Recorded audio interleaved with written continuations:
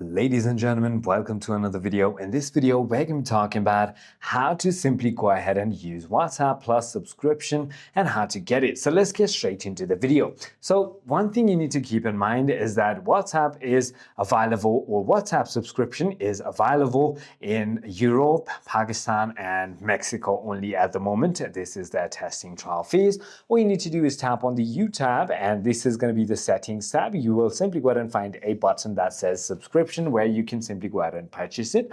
So there are a couple of features that you can use so that you can send premium stickers.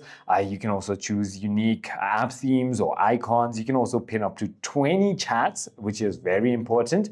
And you can also set premium ringtones, customize chat list with custom alerts, ringtones, and themes, and so on. So I hope this video clarifies everything for you. If you have further more queries, feel free to comment down below, and I'll see you on the next one.